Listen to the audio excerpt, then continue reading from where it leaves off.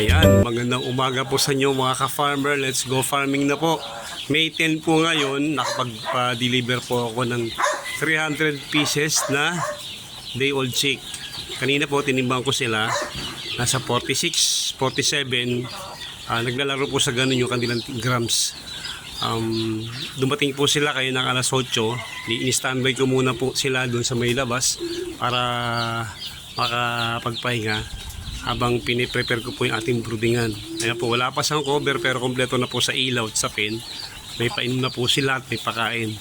Usually po kapag medyo gabi ang dating ng sisiw, pinababayaan ko muna sa loob ng brooder house para makapag-adjust sa temperature. Pero ngayon po kasi napakainit ang panahon, kaya hindi ko na siya ipinasok. Actually, 32 degrees po ngayon dito sa Lucena City. Yun po ang tamang temperatura na kailangan ng sisiw para i-brooding natin ng maayos. Tapos nilagay pa natin sa loob ng kulungan na ganyan, tapos may ilaw pa.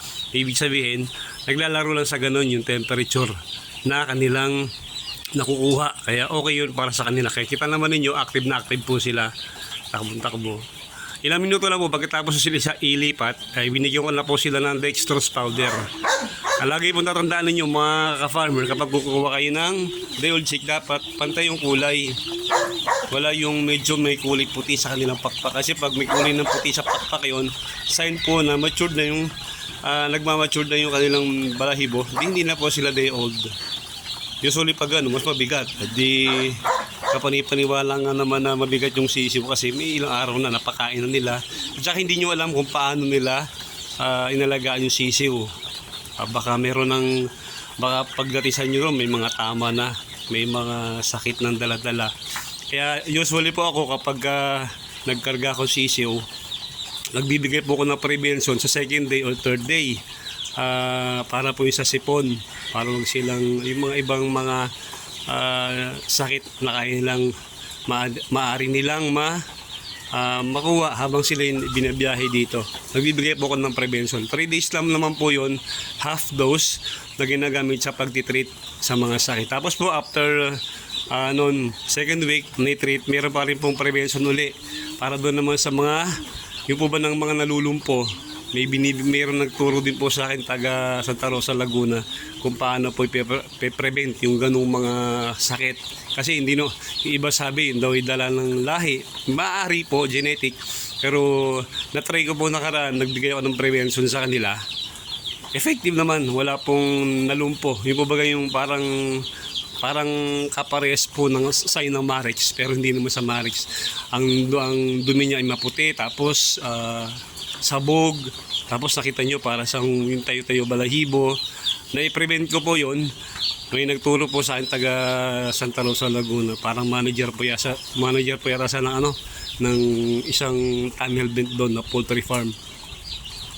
Kaya po, bukod po sa binibigay kong prevention sa mga yung sa sipon, pati yung ganung mga nalulumpo, pero di po binibigay na vaccine sa kanila. Usually po, pag itong day old, bago po ilabas sa mga hatchery, pinibigyan na po ito ng mga B1, B1. Ang ginagawa ko po, bago mag 10 days, nagbibigay po ako sa kanila ng lasota. Lasota po binibigay ko. Binabakunahan ko po sila. Kaya itong mga nakaraan, di yung ating mga mortality ay nababa naman. Last time po, nung nag-alagay po ako ng sisiw dito, ang na-harvest ko ay nasa loob sa 300 plus na sisiw na kinarga ko. Nakapag-harvest ako ng mga 270 280 pieces. Kumita naman tayo ng halos nasa 15,000 sa 300 pieces lang.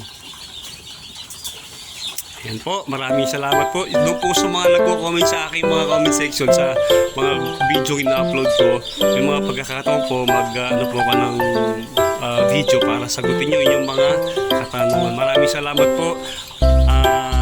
Medyo busy lang tayo nakaraan, kaya ngayon na ulit tayo nakapag-upload ng video.